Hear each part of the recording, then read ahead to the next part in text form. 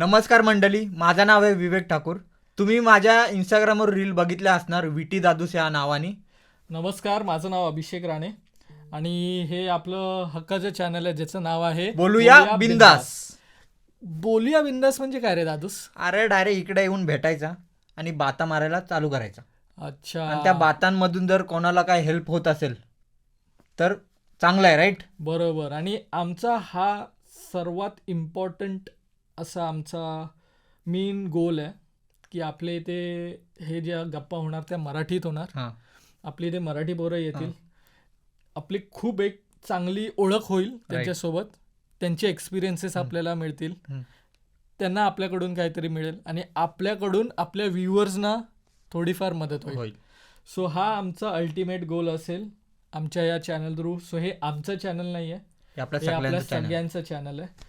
So please please please हा पूर्ण video पहा आणि जर त्यांना काय असं वाटलं की कमी जास्त होत असेल तर त्यांनी काय करायचं रे? टिप्स द्या आम्हाला बिंदास, आम्ही तुमचं ऐकू. येस, सो तुम्ही कॉमेंटही करू शकता आपल्या कॉमेंट सेक्शनमध्ये की तुम्हाला काही आवडलं नाही किंवा खूप गोष्टी आवडल्या, हा कॉन्सेप्टबद्दल तुम्हाला काय वाटतं. सो हा आज आमचा पहिला एपिसोड आणि आपल्यासोबत एक भारी गेस्ट आहे. काय दादूस? येस, एक नंबर बाई. सो आपण पहिला गेस्ट. हा, आणि पहिला गेस्ट आहे आणि तो आला त्याच्यासाठी खूप धन्यवाद आधीच. सो आपण त्याच्याशी आधी गप्पा मारायला चालू करूया. आणि अजून एक टिप द्यायची आहे मला दादूस. बोल, घे ना. आम्ही इथे कॅनडाला येऊन 1 वर्ष झालं आणि आमचं पण थोडं मराठी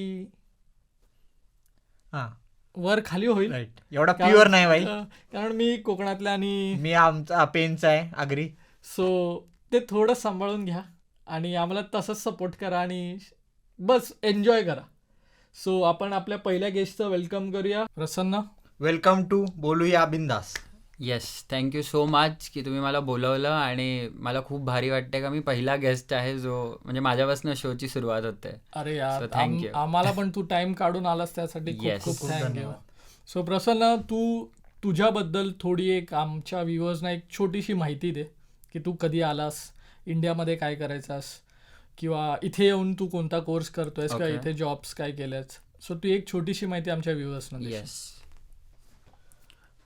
सो माझं नाव आहे प्रसन्न कुलकर्णी. मी ओरिजिनली कल्याणचा आहे आणि मी इंडियामध्ये असताना हॉटेल मॅनेजमेंट केलं. सो माझी ITM IHM नेरूळला एक कॉलेज आहे आणि त्यांचं QMU युनिव्हर्सिटी जी स्कॉटलंडमध्ये आहे त्यांच्याशी ॲफिलिएटेड प्रोग्राम होता. सो मग मी इंडियामध्ये माझं बॅचलर्स केलं आणि मी लास्ट मेमध्ये इकडे आलो आणि इथे येऊन मी हॉस्पिटॅलिटी आणि बिझनेस मॅनेजमेंटचं पोस्ट ग्रॅड केलं. सो मी रिसेंटली म्हणजे कालच माझं ग्रॅज्युएशन झालं आहे, अरे, क्या माझा बात कोर्स है, क्या संपला आहे. बात कॉंग्रॅच्युलेशन.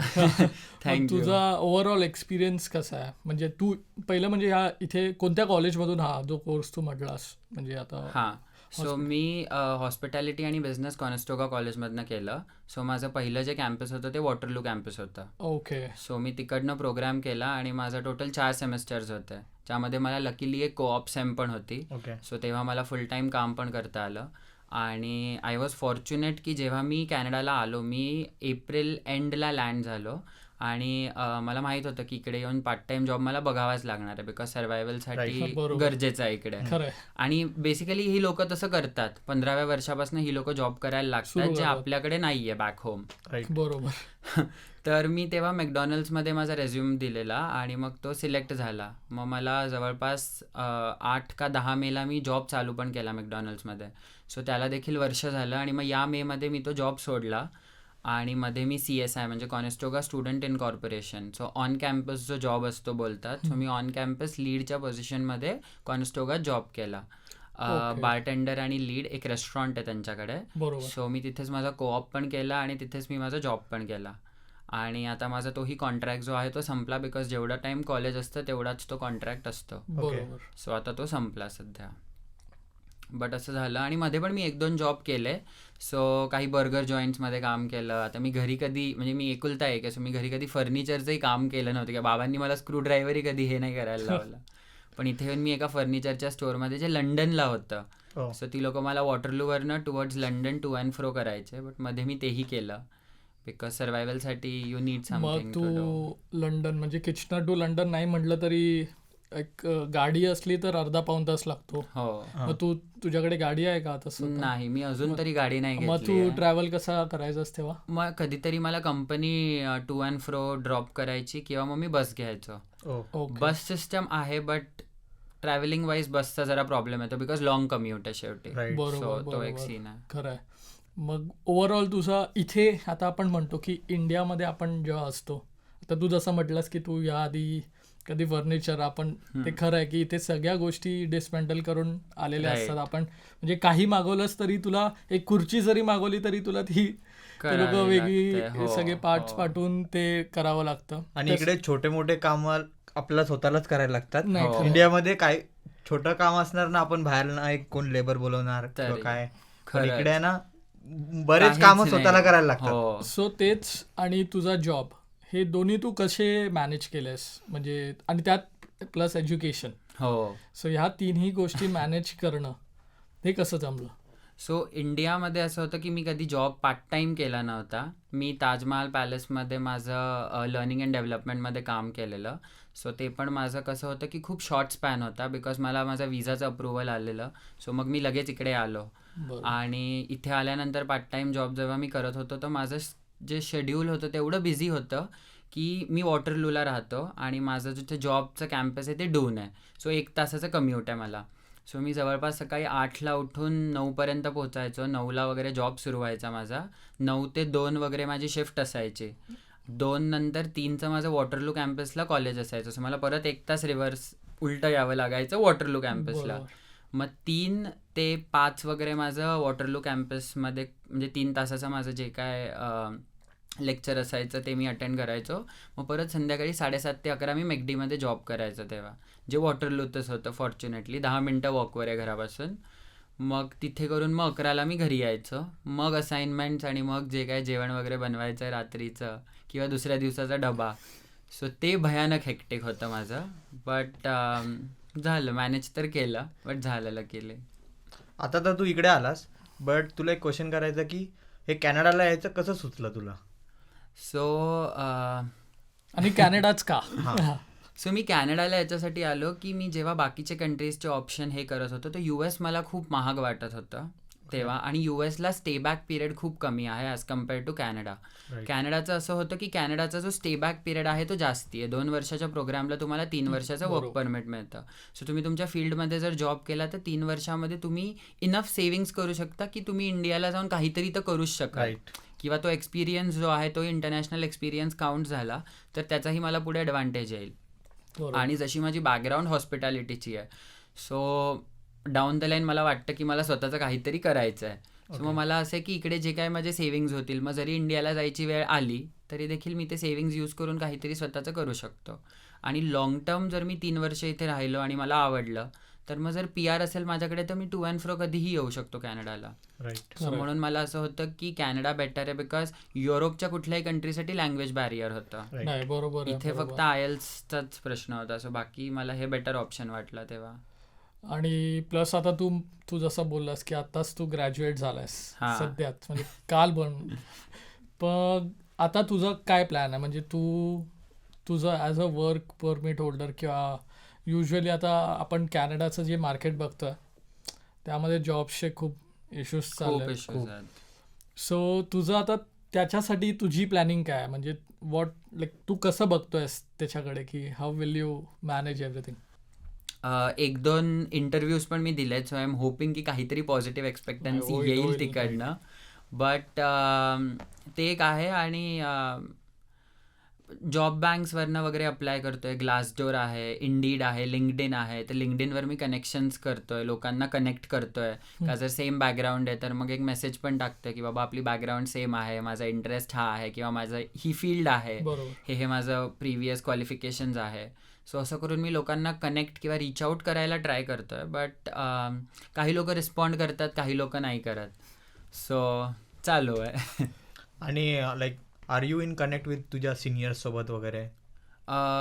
माझे सिनियर्स जे कॅनडामध्ये आहेत, सेम कोर्सचे वगैरे, त्यांचं काय जॉबचं सीन वगैरे आता काय सो करतात ते? काही सिनियर्स सोबत मी कनेक्टेड आहे. आणि त्यांच्याशी बोलणं होतं किंवा ते जिथे जॉब करतायत तिकडे. बट रेफरन्स अशी गोष्ट आहे ना का ती कधी कधी कामाला येते, कधी नाही आहेत. म्हणजे आता मला आत्ताच रिसेंटली कळालं की एका सिनियरला मी सांगितलेलं की मला तुझा रेफरन्स दे, मी एक पोझिशन ओपन अप होती तर मी अप्लाय करतो. तर तो मला बोलला की त्याचं आणि एचआरचे रिलेशन्सच खूप खराब आहेत. तो बोलला तू माझा रेफरन्स वापरला तर बोलला मलाही काढतील, तुला त्याहून मिळणार नाही. सो ते एक होतं. नाही, बट मी ऐकलं की कॅनडामध्ये रेफरन्स शिवाय जॉब भेटण्याची मुश्किल बहुतेक फील्डमध्ये असतं. बहुतेक याच्यामध्ये तसं आहे. आणि असं पण आहे की रेफरन्स कोण पण कोणाला नाही देत, नाही देत. Unless you know in and out Right. Person. So हाच आमचा म्हणजे एक मूळ मुद्दा होता हे बोलिया बिंदास्त सुरू करायचा, की आता आपण कसे आता आपल्यामुळे आपण तिघही कनेक्ट झालो. हो खरं. आपल्या तिघांनाही आपले फील्ड्स कळाल्या की ओके मी काय करतोय किंवा दादूस काय करतोय आणि तू पण ज्या हॉस्पिटॅलिटी आणि मॅनेजमेंट मधून जे काय करतोयस. सो त्याच्यामुळे ज्या लोकांना खरंच गरज आहे किंवा ज्या लोकांना आपल्या थ्रू काही छोटीशी हेल्प होऊ शकते, तो आमचा एक मूळ मुद्दा होता हे सुरू करायचा. आणि आता तू पहिला आला तर एवढी इन्फॉर्मेशन आम्हाला कळली आहे की ती आम्हाला पण युजफुल होईल, कारण आमचं अजून 1 वर्ष ऑलमोस्ट आहे कोर्स संपायला. आणि जॉब फील्ड किंवा म्हणजे फील्ड जॉबसाठी आपल्याला उतरायला आणि म्हणजे एक जॉब मार्केटमध्ये सध्या मी पण कॉलेजमध्येच काम करतोय. सो पण ते जॉब मार्केट वेगळं आहे आणि पार्ट टाइम जॉब खूप वेगळे आहेत. सो तू जे सगळं प्रोसेस सांगितले की 1 महिना अगोदर सुरू केलंस नंतर तरीही तुला काय अजून एक पॉझिटिव्ह हे नाही. आणि वरतून आला इकडे कॅनडाचा पण थोडा एक्सपिरियन्स आहे, राईट? येस. हो म्हणजे कोऑप वगैरे पण कोऑप पण केला आणि मी लास्ट मे मध्ये आलो आणि मेतच मी जॉब सुरू केला. सो मे पासनं या मे पर्यंत आणि परत पुढे ऑगस्ट. CSI मध्ये पण मला 1 वर्ष झालं. बरोबर. तर माझं तसं वर्क एक्स बघशील तर माझे दोन्ही जॉब 1 इयरचे झालेत कॅनडामध्ये. सो असं आणि ही लोक बघतात. म्हणजे मी आता एका मॅनेजमेंट रोलसाठी अप्लाय केलेलं आणि मी जेव्हा त्यांच्या इंटरव्ह्यूला गेलेलो तर तेव्हा त्यांनी मला विचारलं की तू कॅनडामध्ये काय केलंय. तर आता प्रोफेशनल रेझ्युमेमध्ये मी कसं टाकू, मी मॅकडीमध्ये 1 वर्ष केलंय. सो मी नाही टाकलं. तर तो माणूस मला बोलला की तू टाकायला हवं. ओके. तर मी बोललो की हा माझा प्रोफेशनल रेझ्युमे म्हणून मी नाही टाकलं. तर तो मला बोलला की मॅकडॉनल्ड्समध्ये तू काम केलंय आणि कळतं की बाबा तू डेडिकेटेड आहेस, तू फास्ट पेस्ड एन्व्हायरमेंटमध्ये काम करू शकतो. बिकॉज मॅकडॉनल्ड्सचं बेसिक मोटिव्हच हे आहे की बाबा पटापट तुम्ही सर्व्ह करा. सो कळतं की तुम्ही किती फास्ट पेस एन्व्हायरमेंटमध्ये काम करू शकतात, किती प्रेशर हँडल करू शकतात. सो बोलला की तुमचे इंटरपर्सनल स्किल्स त्या एका जॉब रोलमुळे दिसून येतात. राईट. सो मला असं झालं की मी त्याला म्हटलं मी पुढच्या वेळेस नक्की टाकेल. आणि मी आत्ता जो रेझ्युमे अपडेट केला त्यात मी टाकलं का मी वर्षभर मॅकडॉनल्ड्समध्ये काम केलंय करून. सो त्या गोष्टी. आणि मग तिकडे जी ह्युमन रिसोर्सची जी मॅनेजर होती जी माझ्यासोबत इंटरव्ह्यूला होती ती पण मला बोलली की ती 1 वर्ष तिने टेम्प्समध्ये काम केले जेव्हा ती स्टुडंट होती. सो ती बोलली की तो पण मी एक्सपिरियन्स टाकलेला जेव्हा तिने या पोझिशनसाठी अप्लाय केलेला. सो अशा गोष्टी कळत गेल्या आणि मग रेझ्युमे पण मी टेलर त्या अकॉर्डिंगली करत गेलो की मग पुढे तसं मी हे करत गेलो ॲप्लिकेशन्स. आणि मग आता तुला 1.5 वर्ष झालं? 1.5 वर्ष झालं ऑलमोस्ट. सो काय कसं वाटतोय चेंज, लाईक इंडियामध्ये तू काय मिस करतोय सध्या? पण जी गोष्ट मी मिस करतो ती म्हणजे की जे माझं कम्फर्ट फूड आहे. भले आईने खिचडी केली आहे बट घरी आल्यावर कोणीतरी मला हातामध्ये देतंय प्लेट का बाबा तू खा खिचडी. जे काय आहे तो कम्फर्ट फूड जो आहे ना तो मी सर्वात जास्ती मिस करतो. की घरी असं हातात मिळतं आहे सगळं, आपल्याला काही करायचं नाही आहे. आणि मी आईला आल्यावर सांगतो, माझी आई गव्हर्नमेंट सर्वंट आहे, आई बाबा दोघं आहे. सो आई जॉब करते बट ती आल्यानंतरही जेवण बनवायची. सो तेव्हा मी तिला आल्यावर पहिला प्रश्न विचारायचो की आई आज तू जेवायला काय भाजी करणार आहे. तर ती ना इरिटेट व्हायची माझ्यावर. सो मी तिला आत्ता कॉल करून सांगितलं की यार आल्यावर रोज भाजी काय करायचं मी तुला विचारायचो. खरंच सॉरी, मला आत्ता कळालं की हे किती इरिटेटिंग क्वेश्चन आहे. सो ते व्हायचं. बट कम्फर्ट फूड मी खूप मिस करतो, खूप जास्त. आणि स्ट्रगल जर म्हणशील ना तर माझं असं आहे की मी इंडियात तर ॲज सच काही स्ट्रगल नव्हता मला, कारण मी मिडल क्लास फॅमिलीला बिलॉंग करतो. बट मी एकुलता एक असल्यामुळे मला सगळ्या गोष्टी मिळाल्या आहेत. बट माझ्यासाठी सोर्स ऑफ इन्स्पिरेशन माझे आईबाबा असतील. बिकॉज माझ्या बाबांची एक स्टोरी आहे जी ती मला त्यांनी सांगितलेली, जी मला कधीही असं काही वाटलं ना की मला ती खूप इन्स्पायर करते. ती म्हणजे की त्यांची फायनान्शियल कंडिशन खूप खराब होती. ते लॉयर आहेत आणि त्यांना काहीतरी 30 रुपये महिन्याची सॅलरी असायची. त्या 30 रुपयाच्या सॅलरीमध्ये आणि ते काही रेस्टॉरंटमध्ये काम करायचे, फक्त टेबल साफ करायचं काहीतरी काम करायचे का पेपर टाकायचे माझ्या मते. मल्टिपल जॉब्स केलेत त्यांनी पण ॲक्च्युली. सो ते मला बोलायचे की 30 रुपये जे यायचे त्यात मी 15 रुपयांनी इंग्लिश टायपिंग शिकलो आणि 15 रुपयांनी मराठी टायपिंग शिकलो. आणि असे मी दिवस काढले आणि तसं करून त्यांनी स्टेनोग्राफरची ती एक्झाम दिली आणि मग त्यांनी त्यांची जी काही ग्रोथ होती ती त्यांनी चालू केली. सो ती स्टोरी मला खूप इन्स्पायरिंग वाटते. Same goes with my I की तिचा पण जो फायनान्शियल स्ट्रगल होता तो खूप होता. सो मी ॲज सच तो स्ट्रगल इथे येऊन बघितला. मला अजिबात असं वाटत नाही की मला त्यांच्याकडनं पैसे मागायचे आहेत. बिकॉज माझा कॉन्सेप्ट सिम्पल आहे की जे पैसे आहेत ते त्यांचे आहेत. माझं स्वतःचं अस्तित्व काय आहे तर शून्य अजून. सो मला माझं स्वतःचं काहीतरी करायचं आहे बेसिकली आणि त्यातनं मला त्यांच्यासाठी करायचं आहे. सो त्यांचा जो स्ट्रगलची स्टोरी होती ती मी खूप अशी ऐकली आहे किंवा मी त्यांचे ते खूप असे किस्से आहेत त्यांचे जे मी ऐकलेत. बट ही एक स्टोरी मला खूप इन्स्पायर करते की त्यांना जी शिकण्याची खास होती, त्यांना डॉक्टर बनायचं होतं बट अनफॉर्च्युनेटली परिस्थितीमुळे नाही होता आलं. त्यांची फार इच्छा होती मी डॉक्टर व्हावं बट ते माझ्याकडनं नाही. मला नव्हती इच्छा डॉक्टर व्हायची. सो तो जो स्ट्रगल होता ना त्यावरनं मी माझं स्ट्रगल वेगळं आहे, त्यांनी त्यांचा स्ट्रगल केला. बट बाबांची जी माझ्या ग्रोथ आहे किंवा त्यांचं जे सक्सेस आहे ते बघून मला कधी स्ट्रगलची भीती नाही वाटली. कारण मला कळालं की जेव्हा तुम्ही स्ट्रगल करता ना तर तुम्हाला जी गोष्ट हवी ती मिळते. कधी कधी उशिरा मिळते बट ती गोष्ट मिळते हे नक्की. तुम्ही मिस आउट खूप गोष्टी करता जेव्हा तुम्ही इथे यायला डिसाईड करता. म्हणजे तुमचं कम्फर्ट, तुमचं जेवण, आपले फेस्टिवल्स. मला अख्ख्या वर्षात ना कुठलाच फेस्टिवल हिट नाही करत जेवढा मला गणपती हिट करतं. मला असं होतं कारण आमच्या घरी गणपती आपले आगमन वगैरे आहेत माहिती आता आहे. हो.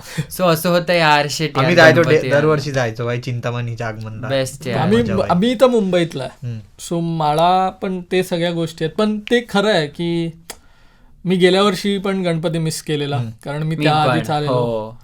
सो त्या सगळ्या गोष्टी आपण मिस आउट करणार. आणि हे मला टू बी व्हेरी ऑनेस्ट माझा जेव्हा विजा आला ना तेव्हा हिट झालं. राईट. की मी तेव्हा तोपर्यंत एक्साइट होतो की कॅनडाला जाणार मी, कॉलेज आणि कॅनडा आणि असं सगळं.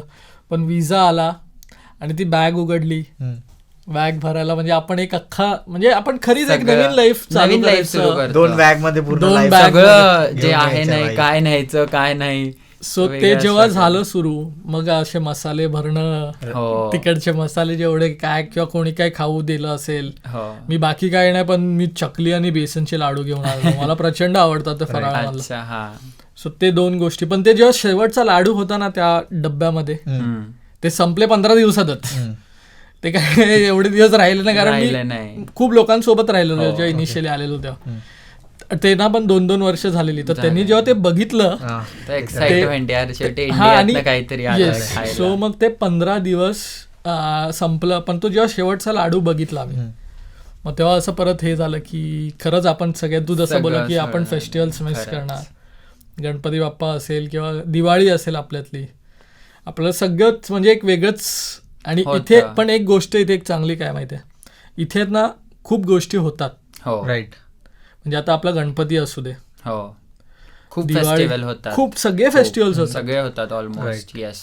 म्हणजे आपण फक्त ते एक्सप्लोर करत नाही, एक्सप्लोर नाही करत, आपण जात नाही. आता आम्ही काल आणि असं नाही असं प्रत्येक सिटीमध्ये नाही होणार बट जे मेजर सिटीज आहेत टोरंटो तिकडे तर होतात. खरं आय गेस हर वीकला काही ना काही असतंच. बरोबर.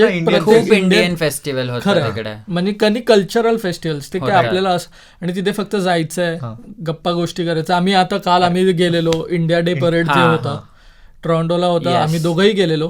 तिथे आम्हाला एवढी भारी भारी माणसं भेटली ना. आणि तुला माहितीये आपण असं म्हणतो की आपण, आणि तेच आहे की मराठी माणूस पटकन मराठी बोलत नाही. मला माहितीये तू मराठी आहेस, तुला माहितीये मी मराठी आहे, पण आपण जेव्हा भेटतो ना आपण हिंदीत बोलणं सुरू करतो. करेक्ट. किंवा इंग्लिश मध्ये बोलणं सुरू करतो. इंडियन बघितलं तर हिंदी युजली करतो आपण, पण इंग्लिश किंवा हिंदी. पण असं लगेच कोण नाही बोलत काय भाई कसं आहे, पण हे मराठीत नाही सुरू नाही करत. पण तेच आपलं चुकतं. नेहमी नाही म्हणत आहे की चुकतं असं पण नाही, पण आपण जिथे जाऊ, आता आम्ही काल गेलो तर आम्हाला भीती होती की आपण जायचं कसं, त्यांच्याशी कसं बोलायचं. पण आम्ही जेव्हा तिथे गेलो ते कॅनडा ढोल ताशा पथक जे आहे व्हिडिओज पण बनवले. सही आहे. सो ते त्यांनी आम्हाला बोलवलं ह्याला. ते वेलकमिंग इतके होते ना भाई, इतके वेलकमिंग होते ना की आम्हालाच असं थोड्या वेळासाठी वाटत होतं की अरे आपण जो विचार करत होतो बॅक ऑफ द माइंड की आपण कसे जाऊन त्यांच्याशी बोलणार, ती एक भीती होती की 1 वर्ष झालंय आपल्याला. राईट. पण ते इतके वेलकमिंग होते ना की ते बोलले की या. आणि नंतर ते एक राजीव काका म्हणून पण आहेत. ते वडापाव मित्र ते मंडळ. वडापाव मित्र त्याच्या त्या ग्रुपचे हे आहेत आणि अरे! त्यांनी खूप स्ट्रॉंग कम्युनिटी बिल्टअप केली आहे महाराष्ट्रीयन भाई, लोकांची. अरे तिकडे ना ते सर्व जो भेटत होता ना त्यांना वडापाव free मध्ये देत होते. फ्री मध्ये. आणि ते लोकांनी असे ते आपले हे असं आईस बॉक्स असतात ना तसे तसे 10-20 आणलेले भाई. 8-10 ते होते आणि ते फ्री द्यायचे. त्यांना काही नाही, ते फक्त वडापाव. आणि ते पूर्ण वेळ ते एक परेड होती, त्यात ते ढोलवाले आणि इतके म्हणजे नाही म्हटलं तरी त्यांनी 2.5-3 तास वाजवत होते ते. त्यांना कंटिन्युअस पाणी देणं, कंटिन्युअस काही लागलं तर देणं, ते फुल टाइम त्यांचं चालू होतं. म्हणजे आपल्याला एक गोष्ट कळते ना की ज्याला आपण फक्त बोलतो, आपण जेव्हा जोपर्यंत जात नाही ना तोपर्यंत कळणार नाही. खरंच आम्ही आता काल गेलो, इतकं भारी वाटलं. आम्ही किती मॅक्स 3-4 तास होतो. मेजर थकलो. राईट. म्हणजे पायाचा तुकडा म्हणजे तेवढंच होतं बाकी. पण ती एनर्जी जी होती, मला आता पुढचे 6 महिने मी ती एनर्जी कॅरी करू शकतो. आणि मला माहिती आहे की आपली लोक आहेत आजूबाजूला. खरंच 4 लोकांचे नंबर ते बोलले. तिकडे जाऊन आम्हाला समजलं की त्या कॅनडा ढोल ताशा पथकमध्ये बरीच लोक किचनरची आहेत. हो, मला ते ऍक्च्युली मागच्या गणपतीला जेव्हा मी गेलेलो ना इथे, तेव्हा त्यांचं कॅनडा ढोल ताशा पथकचं त्यांची लेझिम आणि पूर्ण हे होतं पथक.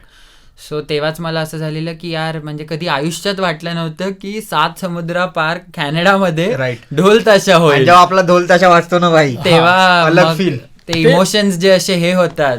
काल तेच झालं. म्हणजे मी तुला सांगू तिथे, आणि तिथे कसं झालं की आम्ही विचार करून गेलेलो आपल्या लोकांशी भेटू, आपल्या लोकांना. प्रत्येक स्टेटचं एक हे होतं, फ्लोट होता. म्हणजे हर एक स्टेटचे लोकांनी त्यांचा एक फ्लोट बनवलेला. आपली पण लोक होती, पण बाकीचे पण कम्युनिटीज. तुला माहितीये एक त्यांनी एक इंडिया फ्लॅग एक हे केला, म्हणजे कॅनडाचा सर्वात लार्जेस्ट इंडियन फ्लॅग रिव्हील केला काल. तो लोक म्हणजे इतकी लोक लागली की त्यांना आम्ही पण गेलेलो. पण तेव्हा तो इंडियन फ्लॅग हातात पकडला ना, आणि नंतर त्यांनी जनगण मन चालू केलं भाई. ते पण नतन फिली स्क्वेअर. आणि ते आम्ही म्हणजे तो एक्सपिरियन्स एक म्हणजे माझ्या हातात होता फ्लॅग, मी हाताने धरलेला. सर्वांनी खूप लोकांनी असं चार बाजूंनी धरलेला. आणि तुला माहितीये मी बघत होतो, तो खोलायलाच आहे ना वेळ लागला. I guess largest flag outside. Outside इंडियातला लार्जेस्ट फ्लॅग येतो. आणि ते लोक म्हणतात की नतन फिलिप स्क्वेअरला ते हॉइस्ट करणार आहेत. अमेझिंग यार. तो जेव्हा मी हातात घेतला आणि मी बघत होतो लोकांकडे अजून, म्हणजे ऑलमोस्ट सगळ्यांच्या डोळ्यात पाणी होतं.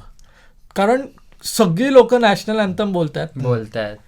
आणि जे लोक हातात घेऊन होते ते, आणि ती एक वेगळी फिलिंग जी म्हणतो आपण, म्हणजे आपण म्हणतो ना की कम्युनिटी कितीही कम्युनिटी जरी बोललो ना, पण जेव्हा ती एक इंडियन असल्याची एक फिलिंग असते ना, ती मोमेंट असतो ना, तो सगळे हिट होतं. की मी घेतला, आम्ही सगळे, आणि मी बघत होतो. आणि आम्हाला एक आजी काकी भेटल्या. अरे भाई, म्हणजे त्यांची एनर्जी, त्यांचा पोरगा इकडे आणि त्यांच्या पोराचे पण पोर आहेत. राईट. ते सेटल आहे. तो जो दादा होता तो ही इज वेल सेटल. त्याला बेबी आहे त्याचं, म्हणजे त्याचं 5-6 वर्षाचं बाळ असेल. त्यांनी त्याच्या आई वडिलांना फिरायला म्हणून बोलवलंय. ते पण कल्याणचेच होते. बेस्ट. पण ते जेव्हा बोलत होते ना, त्यांच्या मनात जी प्राऊड फिलिंग जी होती की आमच्या मुलांनी, आणि फ्लॅग तर तेच की इंडियन आहोतच, पण त्यांच्या मुलांनी एवढं उभं केलं सगळं. आणि ते एकदा पण असं नाही की आमच्या मुलांनी बोलून घेतलंय. त्यांच्या सेंटेन्स मध्ये पूर्ण वेळ तेच होतं, आमच्या मुलांनी बोलून घेतलंय, आमच्या प्राऊड. सो तेच एक असतं आपल्या मराठी लोकांचं, म्हणू शकतो किंवा महाराष्ट्रात, की आपलापणा जो आपण जो एक ठेवतो ना, तो बांधून हे करतो खरंच. आणि त्यांनी पण जेव्हा आमच्याशी बोलत होते ते पूर्ण जवळ तू बोल, त्यांना पण चांगलं वाटतं की कोणतरी मराठी समोरून बोलतात मराठी. सो ते असे होते की अरे.